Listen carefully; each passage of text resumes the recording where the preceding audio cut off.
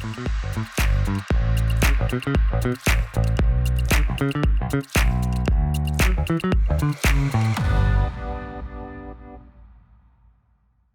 teman-teman, halo guys, kembali lagi di Ngobrol Nalar. Ini episode kedua. Mungkin dari kalian yang belum nonton episode pertama itu ada kita ngebahas masalah PSI dan PPP bisa temenan sama Najmi dan Regina Jessica dari PSI. Nah, kali ini di episode kedua gue pengen ngebahas mengenai undecided voters yang udah sempat dikeluarin sama Litbang Kompas kemarin, dan gue langsung mengundang ada Mbak Rita dari peneliti Litbang Kompas. Halo Mbak. Halo. Gimana Mbak? Apa kabar Mbak? Baik. Alhamdulillah. Kemarin abis meneliti tentang itu ya Mbak ya? Capek ya neliti terus. Capek ya? Oh itu berkala ya Mbak ya? Berkala 3 bulanan sekali. Kita usahakan 3 bulanan sekali, tapi karena pandemi dan segala macam, kadang mundur lah sebulan. Oh, ya. Kemarin Juni juga udah sempat ada kan? Juni, Oktober, yes. Udah ada ya. Nah, jadi Mbak Rita ini emang kerjaannya itu meneliti di Litbang Kompas dan udah ngeluarin undecided voters. Cuman di sebelah kiri gue udah ada yang kayak kenalin gue gitu loh. Kayak si cepet gitu kan. Nah, di sebelah kiri gue udah ada yang lagi pemila duluan ya, Bay ya. Langsung aja ada Bayu sebagai ketua BEM UI. Halo, Bay. Sibuk banget, Bay. Biasa aja. Susah banget gue ngehubungin lo ya, Bay ya. Aduh. Ini ngehubungin Bayu tuh kayak yang bye gitu. Kalau bisa di call bilang bye gitu. Tapi kalau dihubungin Usi pasti balas. Soalnya lo ngontaknya bye. Oh, harusnya Bye. apa harusnya Bayu dong. Harusnya Ah, Bayu, iya. bener sih. Jadi Bayu ini ternyata udah pemira duluan, Kak. Kalau kita masih tadi Kak Rita masih yang neliti dulu kan di Litbang Kompas. Ternyata Bayu ini udah pemilu ya, Bay ya, di Iya, UI ya. betul, Gimana, betul. Bay? Pemilu. Kalau jadi di UI itu sebenarnya unik ya, karena kita tuh mahasiswa ada 40.000, ya kan? Mahasiswa itu kan ada 40.000, jadi sebenarnya banyak banget, dan kontestasi pemilihan di UI itu seru lah gitu. Pokoknya Lebih seru di mana, Bay? UI apa di Indonesia, Bay? ya bisa dibilang jadi miniatur lah ya. Oh, Ya, miniatur. Ya, tempat belajar ya kan. Kita nih anak-anak politik ya kan, jurusan ilmu politik, belajarnya dari pemilihan raya gitu. Terakhir gue di sini fun fact, Bay. Najmi dan Regina kan dari UGM. Kak Rita juga dari UGM ya. Mereka iya. berdua tuh sangat mengglorifikasi UGM itu adalah miniaturnya Indonesia. Ah, Gue oke, pikir oke. UI bukan, Bay. Ternyata tiba-tiba kayak miniatur, semuanya Iya, miniatur iya, ya. Betul. Kalau gue nganggap UGM itu salah satu miniatur Indonesia. Oke. Soalnya dari sistem perpolitikan pun menyerupai, ada yang namanya presiden mahasiswa, terus ada kabinetnya, ada menteri-menterinya. Oh, kabinetnya itu ada? Ada kabinetnya, terus ada partai mahasiswa, ada KPUM juga. KPUM itu? Komisi Pemilihan Umum Mahasiswa. Oh, ada Jadi KPUM-nya. untuk Oke. pencalonan itu harus lewat KPUM. Iya. Padahal jelas-jelas yang ada nama Indonesianya UI. Tapi jelas-jelas presiden Indonesia kali ya. Dia baik. Presiden, calon-calon presiden, UGM semua. Jadi jangan susah. Nah, oke, kita sekarang masuk ya, Kak ya. Kita masuk, Bay. Ya. Membahas masalah undecided voters ini. Jadi yang aku baca kemarin, Kak, correct me if I'm wrong ya. Di berita ini kan kalau misalnya undecided voters itu meningkat dibanding Juni 2022. Benar. Ya, terutama dari Gen Z-nya juga gitu kan. Walaupun kalau dibandingin generasi di atas Gen Z itu yang umur 34 ke atas lebih banyak untuk Benar. tidak memilih gitu kan. Benar. Bisa diceritain sedikit nggak, Kak? Ini kenapa ada peningkatan dan segala macamnya? Benar. Emang ada peningkatan dari jumlah undecided voters. Undecided voters ini tuh sebenarnya adalah mereka responden yang jawab tidak ada, tidak tahu, dan rahasia terkait pilihan capres maupun partai politik yang akan dipilih dalam pemilu. Nah, memang jumlahnya tuh agak naik di kisaran 17%-an untuk capres kalau nggak salah, terus parpol juga di kisaran segitu. Nah, kenapa naik? Sebenarnya banyak hal yang bisa mengatasi hal ini. Salah satunya adalah bahwa memang masyarakat kita itu punya banyak pertimbangan sebelum memilih calon presiden ataupun partai politik.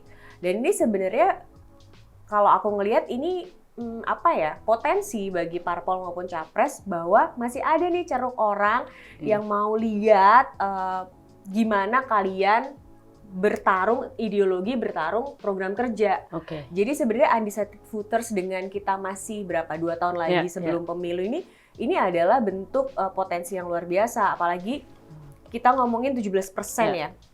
17% itu angka yang besar karena ketika pemilu 2019 lalu aja selisih pemenang itu kan tidak sampai 12%. Begitu juga dengan yang partai yang bisa masuk parlemen. Itu kan ambang batasnya yang 4%. Ini Jadi juga baru yang Gen Z-nya doang kan Kak, 17% itu? Apa? Gen Z doang kan ya 17%? Oh, 17% atau itu secara keseluruhan? umum. Secara umum 17. Oke. Dan Gen Z sebenarnya proporsinya lebih kecil. Dibanding yang Karena undecided voters ini banyak disumbang oleh generasi boomers, generasi bapak ibu kita, kakek nenek kita. Nah, ini tadi yang aku bilang karena ada kecenderungan bahwa publik di Indonesia ini semakin tua semakin banyak pertimbangan. Karena di survei itu kelihatan anak-anak muda ini masih juga cenderungnya milih partai maupun sosok yang populer. Kita nggak bisa yang ketokohan berarti. Ya, ini juga sebenarnya hasil yang bahwa kita nggak perlu juga mengglorifikasi bahwa anak muda itu selalu kritis, selalu beda pilihannya karena ternyata survei membuktikan gitu kan. Survei Bang membuktikan, baik. Gitu juga. Ini sebenarnya sebagai guidance kita bahwa untuk juga partai politik jangan-jangan terlalu fokus ke anak muda, lupa sama yang tua-tua. Konstituen ataupun calon pemilih yang generasi lebih tua. Ini juga sebagai tadi ya kritik sebagai partai politik dan sosok bahwa ngomongin Gen Z, ngomongin Gen Y gitu, tapi lupa sama sebenarnya proporsi juga 50% pemilih nanti itu kan masih di kalangan Gen X dan Baby Boomers. Jadi ini jangan ditinggalin gitu sih. Ini aku suka Kak. Bye. Gimana? Gak semua anak muda tuh kritis, bye. Gak semua anak muda itu tuh bisa memilih dengan tepat gitu kan Kak. Biasanya populer, ketokohan. Misalnya gue kemarin milih ketua BEM UI gitu kan. Berdasarkan popularitas. Jujur kelompok. Karena ganteng kan biasanya. Teman kelompok. Kedekatan personal gitu. Nah, Bay, menurut lo gimana, Bay? Kayak bener gak anak muda tuh kayak gitu? Sebenarnya kalau bahasanya mahasiswa kali ya, kayak ini kan karena masih mahasiswa, saya doang soal yang masih mahasiswa di sini gitu. Mungkin ya. Kita tuh lagi kita lagi ada di persimpangan jalan.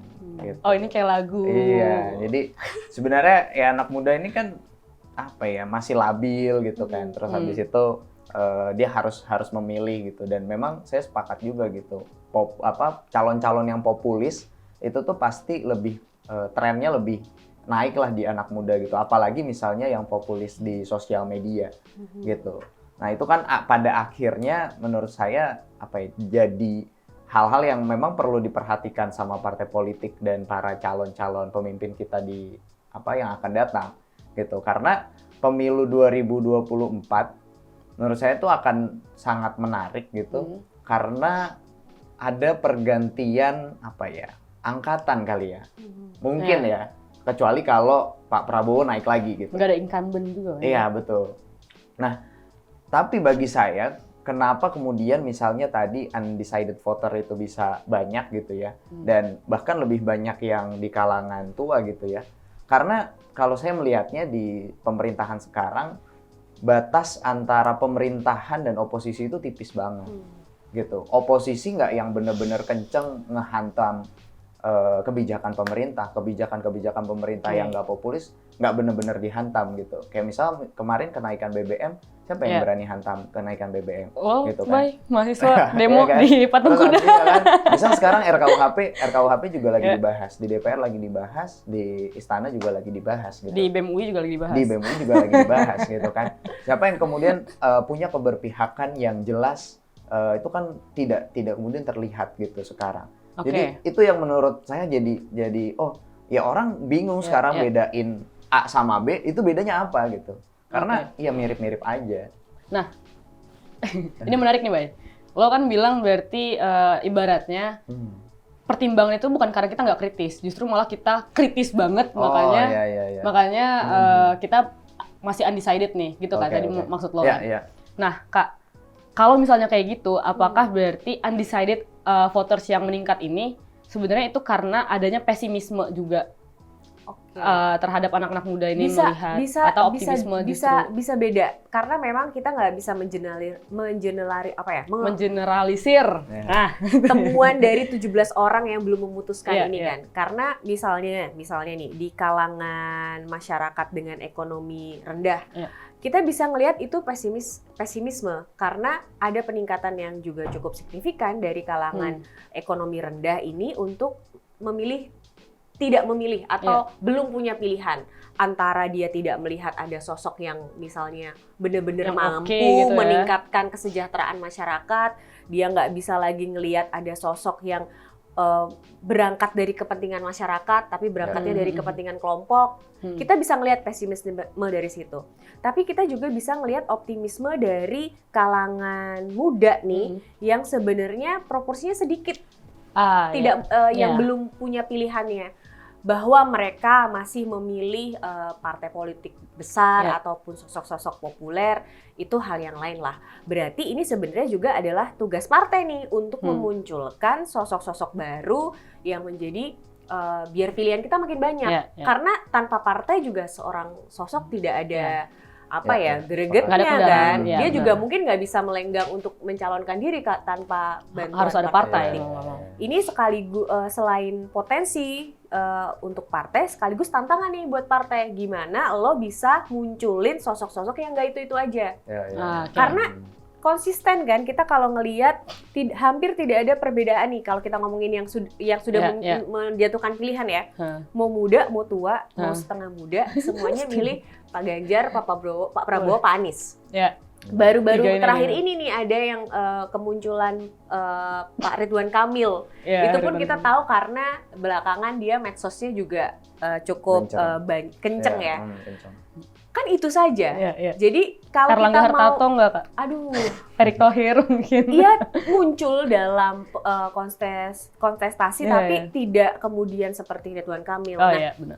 Ini jadi tantangan tadi buat parpol untuk ayo dong gali, explore sosok-sosok lainnya biar kita juga tidak hanya menyalahkan anak muda yang ternyata pilihannya itu aja. Kita juga butuh pilihan, masa nggak ada pilihan? Benar. Tapi ini mungkin out of topic sedikit, Kak. Aku mau nanya, kita ke Karita dulu ya, Bay. Sebenarnya ada pesimis kalau misalnya di aku sendiri. Kan walaupun bukan mahasiswa ya, Bay ya, tapi kan masih muda ya kita ya. Betul, masih muda. Bisa ya merepresentasikan 26 ke bawah, Gen Z. Gen Z, 26 ke bawah, bener. Tapi aku nggak ikut survei. Gak apa-apa, kamu diwakili oleh ya? 1.200 responden. Udah diwakili ya. Jadi ada pesimisme sebenarnya, Kak, terhadap partai ini sendiri.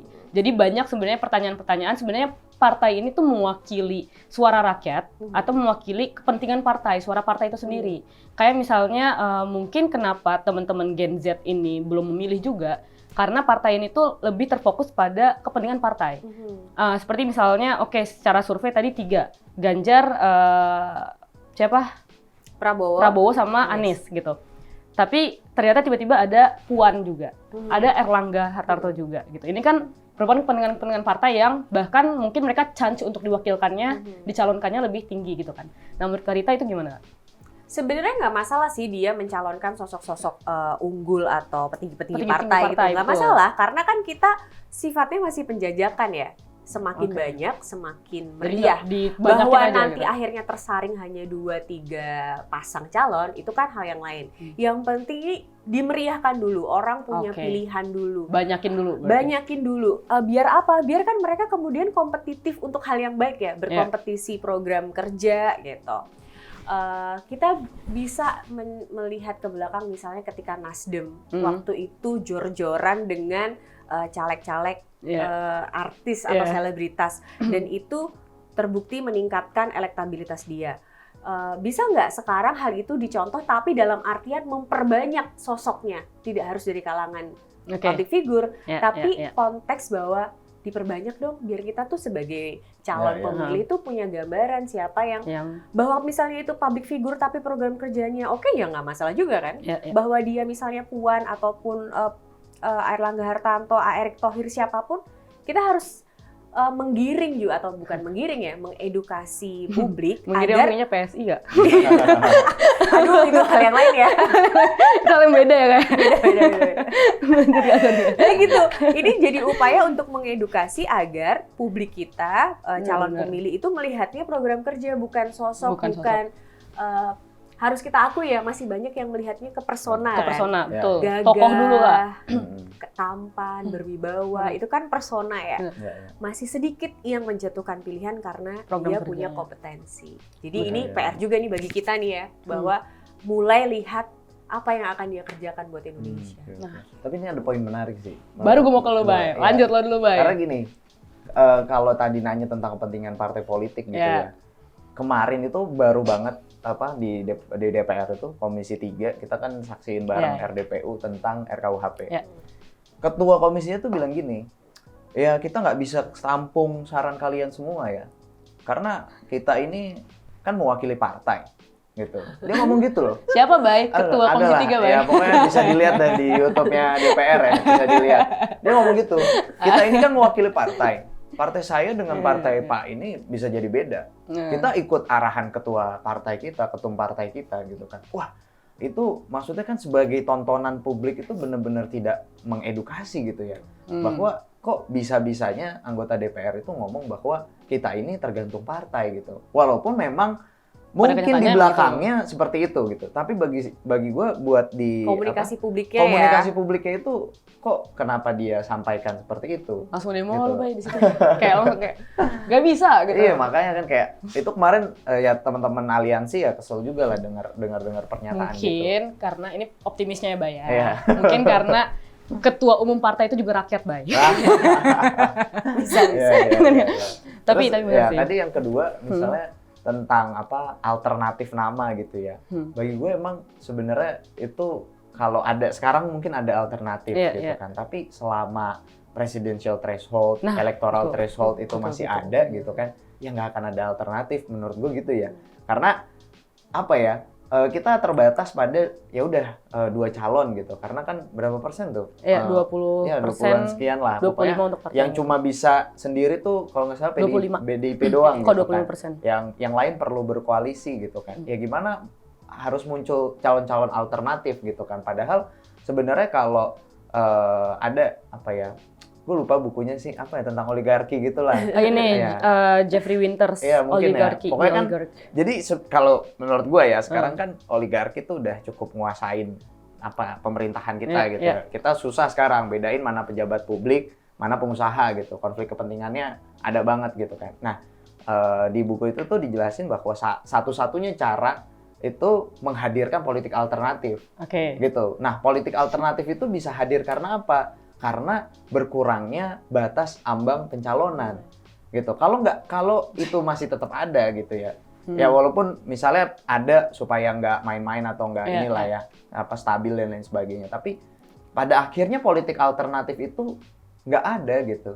Nah makanya misalnya kemarin kita diskusi bareng teman-teman BEM gitu ya, politik alternatif itu kita hadirkan di jalanan gitu.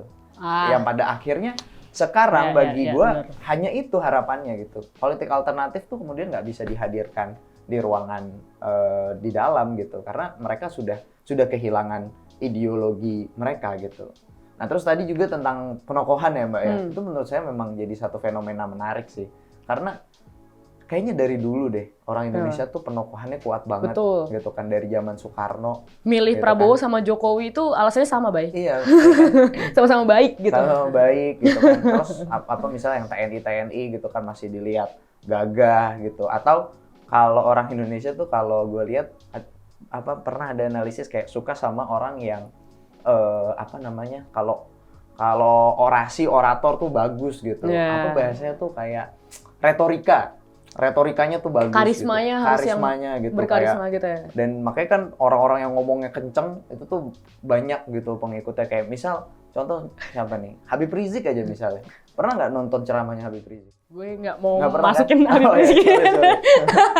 Tapi ya dia hebat sih. Maksudnya dia Secara pengikutnya massa banyak ya, loh. dia pengikutnya. Pengikutnya banyak gitu karena Dia cara pengikut banyak. penokohannya besar gitu kan. Terus abis itu cara dia menyampaikan sesuatu itu kan berapi-api gitu. Ya sama lah dengan Prabowo gitu. Nah, walaupun Jokowi pas kampanye kan akhirnya ngebawa itu kan. Ingat gak yang pas Jokowi bilang, saya berkali-kali dihina gitu kan. Saya berkali-kali dicaci maki. Tapi Bayu kali Satria ini, juga, iya, Bay. saya akan lawan gitu kan kata Jokowi. Terus ramai itu di GBK gitu kan. Dihujat, dihina-hina saya juga diam. Tetapi hari ini di Jogja saya sampaikan saya akan lawan. Tapi benar, Bay. Anak muda itu kalau katanya Karita tadi kan masih sangat penokohan segala macam. Di anak mudanya pun sebenarnya kita juga masih ngeliatnya secara tokoh.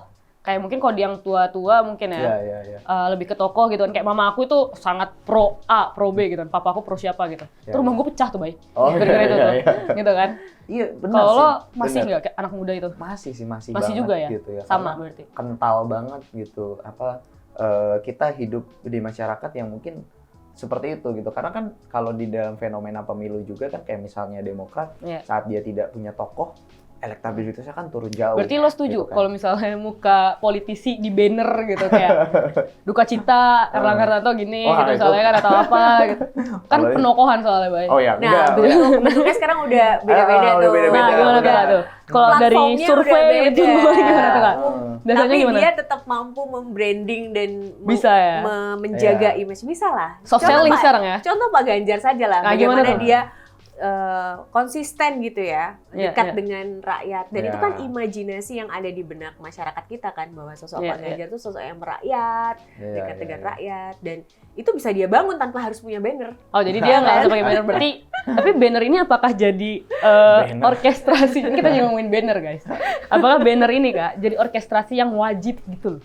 Kayak Enggak sih, itu mungkin dia mau Malah sekarang menggapai jadi pasar bumerang yang ya. masih Bumerang sekarang ya? konvensional. Iya, pasar yang bukan pasar ya, kok ngomongnya pasar. Maksudnya mau menggapai masyarakat-masyarakat yang di perdesaan itu memang Iya. Masih caranya pakai. masih pakai kayak gitu. Tapi kalau di perkotaan tadi bener kata Bayu, udah mulai ada pro kontra, itu nggak ramah lingkungan lah, itu memperburuk. berarti bener ya, harus ada cara-cara Iya, lain. iya. Malah Iya. jadi bumerang kan, kayak misal ya turut berduka cita Wah, itu atau kacau apa, sih, itu kacau sih. Ini apa selamat juara apa Nah tapi ini pakai- tim ahlinya nih, jangan-jangan kurang Gen Z-nya di tim ahlinya. Nah, itu soalnya dia. ini. Ayo rekrut kami. Iya, iya, iya. Bayu sebentar lagi udah mau lulus ya, Bay. Ayo, guys. Tapi saya mau lanjut kuliah dulu. Oke. jadi Tapi nanti- aku mau Iya, komentarin boleh. tadi Boleh, yang boleh, disampaikan Bayu soal politik alternatif dan Iya, iya. beberapa hal lain tadi, bahwa sebenarnya ketika kita ngomongin politik jelang pemilu, it's not all about kontestasi atau jalannya ke sana, tapi Oke. masyarakat juga nggak sih, Bay? Betul. Bahwa kita juga perlu educate tentang bahwa sebagai kita tuh setiap orang kan cuman di pemilu kita tuh bener-bener dianggap setara kan? Iya, betul. Bahwa Iya. satu orang kaya Setuju, miskin itu dinilai satu. Ya, one person, Iya, one vote. Dan setiap orang harus punya kesadaran bahwa suara dia berarti dan punya kesadaran bahwa apa yang dia lakukan itu akan berdampak dalam 5 tahun ke depan kan, Iya, dalam iya. politik itu. Kenapa yang perlu adalah mengedukasi. Jadi kayak aku rasa tetap masih bisa kita mengupayakan sosok-sosok ataupun hal-hal yang sifatnya alternatif tadi. Aku Ya, nggak tahu ya bahasa Ya, politiknya, ya, ya. tapi Hmm.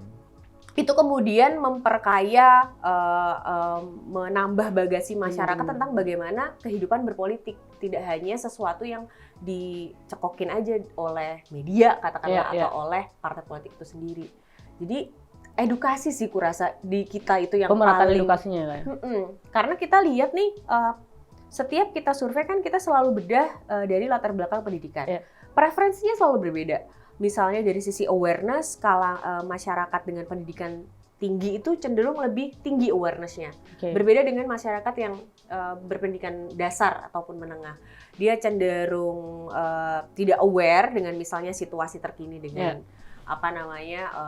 tapi yang sifatnya politis ya. Kalau ekonomi mereka paling aware karena mereka yang paling dekat kan Iya. dengan Betul. kondisi ekonomi. Nah, ketimpangan ini tuh kan kemudian memicu satu persoalan bahwa kita perlu partai politik khususnya. Dia kan punya tugas juga kan untuk mengedukasi masyarakat Ya. terkait kehidupan berbangsa, kehidupan Dengan komunikasi berpolitik. politiknya harusnya kayak gimana. Benar. Iya, Jadi iya, iya. memang mau tidak mau sebenarnya partai itu punya peran besar sih Iya, untuk iya, iya. kehidupan bernegara kita. Ini menarik sih, edukasi tuh Edukasi, Bay. harusnya kan di kampus ya. Tapi kampus kita sekarang udah ada kampus Merdeka. gitu. Masuk itu baik. Iya, Partai kan ke kampus, ngapain aja tuh? Nah, oh ya bisa ya, boleh ke kampus. Ke musola, bukannya ke musola Bay? Coba kita Kemana-mana. tanya apa yang Coba kita dilakukan tanya. partai di kampus. Iya. Mengedukasi atau Tapi enggak gini, maksudnya edukasi itu kan penting banget ya kan. Dan apalagi di tataran pendidikan tinggi gitu ya. Maksudnya di perguruan tinggi kan nggak banyak orang yang bisa akses perguruan oh tinggi. iya benar. Gitu Itu kan. itu masih niche banget kan? Iya, Itu betul. Yang kuliah sampai perguruan tinggi masih kecil, Betul. yang Iya. sadar politik semakin kecil. Semakin Semakin kecil. kecil. Iya, 25% Ya kira-kira anak politik ya. Iya, anak politik ya lah itu 45 orang angkatan kita. Iya, kata sih. kita cuma 45 Kak. Iya, angkatan kita ilmu politik 45 orang doang gitu kan. Ya, tapi ya gitu, maksudnya bahkan anak FISIP ya sekarang gue ngeliatnya dijauhkan dari ilmunya gitu. Ya gue nggak tahu sih, ini mungkin kritik juga gue sebagai mahasiswa terhadap program Kampus Merdeka Ya, gitu. silakan baik, gue kasih Iya. kamu. Gue udah pernah kasih sampein kasih ini ke Komisi 10 Wah, soalnya. Ya jadi kayak ya udah gitu. Sekarang apa anak politik bisa magang di digital marketing gitu kan, di startup Iya. gimana gitu, UI UX gitu. Sebenarnya oke membuka peluang yang Iya. lebih luas gitu. Iya. Tapi pada akhirnya kita di apa ya? Diusahakan untuk jauh dari keilmuan kita gitu. Jadi kita bener-bener kegiatan di kampus itu wah, gue ngerasain banget Iya. organisasi kemahasiswaan itu berasa banget dampaknya dengan Kampus Merdeka ini. Iya. Sulit banget Oh, untuk iya. kaderisasi gitu kan. Padahal sebenarnya bagi gua awareness politik itu dibangun dari organisasi gitu.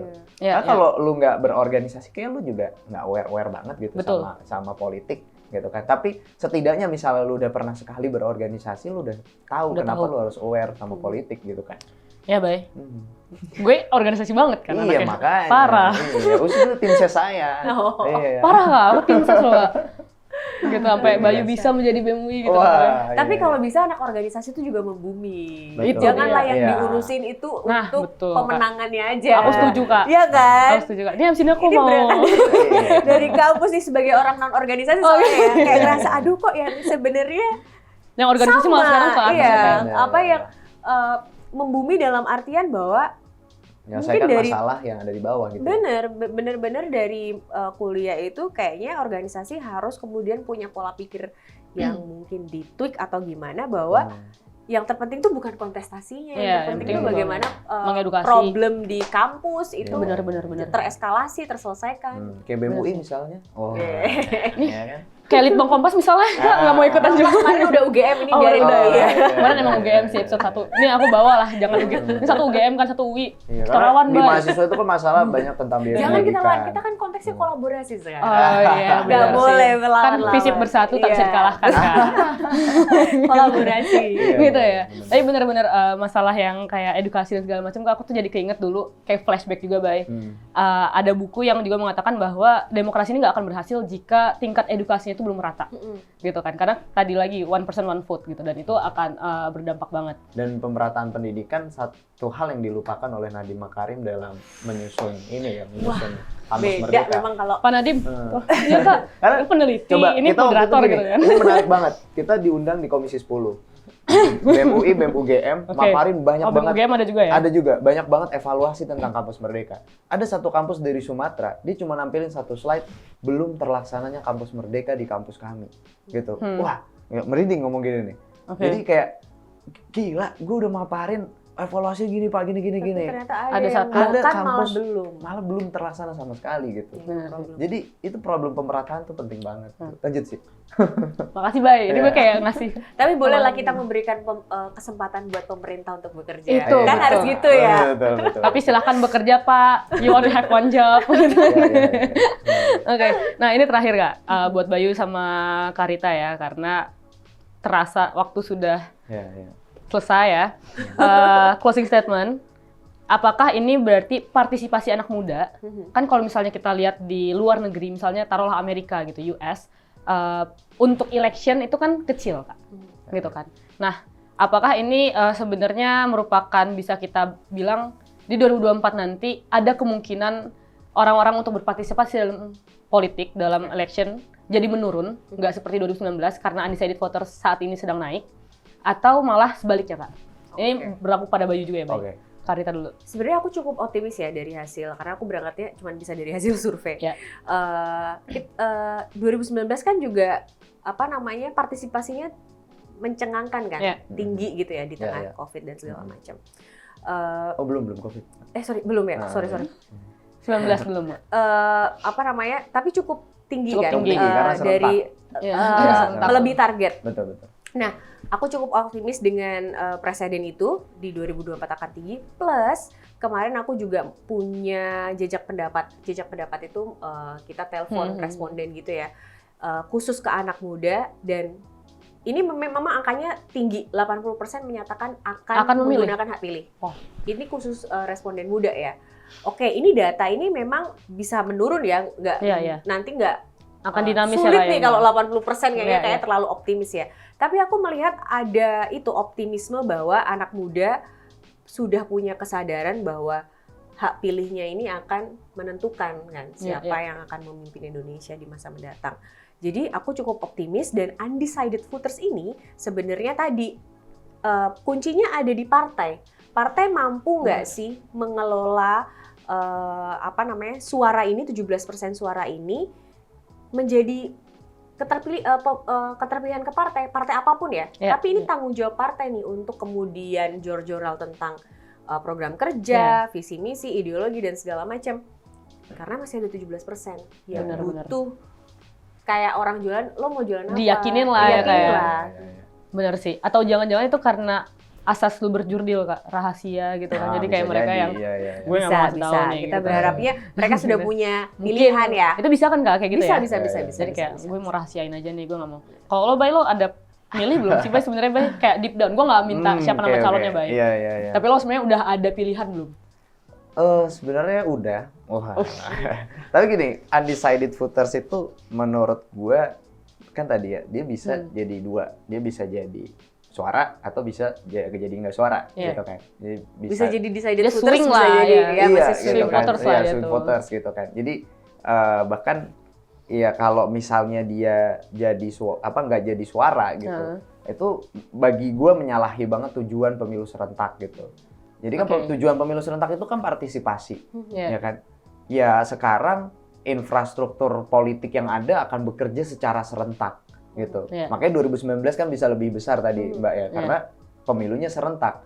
Tapi kalau misalnya 2024. sekarang 2024 turun gitu, itu artinya banyak hal yang dikorbankan gitu. Benar. PLT kepala daerah itu kan tidak melalui kontestasi politik, betul. gitu Ditunjuk kan. tuh Mereka mereka. ditunjuk langsung oleh presiden, oleh Mendagri Benar, gitu kan. Yang Mendagrinya juga ya lumayan bermasalah juga gitu kan. Jadi Udah cukup satu sesi kayaknya. Iya, Kak. benar. Baik, gue undang lagi deh, Bay. Nanti, Bay, kita omongin semuanya ya, Bay, ya. boleh, Lu kesah semua ya. Jadi banyak hal yang dikorbankan untuk Betul. partisipasi politik gitu kan. Nah, jangan sampai partisipasi politik ini yang sudah mengorbankan banyak hal tidak diusahakan semaksimal mungkin. Betul. Gitu. Iya, karena benar keberhasilan itu dari partisipasi. Jadi sebenarnya ini sebenarnya tentang Penyelenggara partisipasinya, ya, pemilu, partai politik dan sosok tidak terkecuali masyarakat harus memang bersatu padu menyukseskan pemilu. Satu padu rebut demokrasi. Nah, itu dia kan, bersatu padu tak bisa dikalahkan. Iya. Kan? Ya benar-benar, berarti di sini kuncinya adalah bahwa partisipasi itu merupakan kunci ya, Kak ya. Kunci untuk pemilu, dan untuk meningkatkan partisipasi kuncinya ada di partai politik. Betul. Jadi kita balik lagi ke partai sebenarnya ya. Gitu aja berarti dari Kak Rita, dari Bayu, ada lagi mau tambahin? Cukup. Bayu mau kritik siapa lagi? Ada? Aman? Kak Rita aman ya? Aman ya? Oke, berarti segitu aja episode kali ini tentang undecided voters yang meningkat, Gen Z, pemilih pemilu, partai, UI, Litbang Kompas.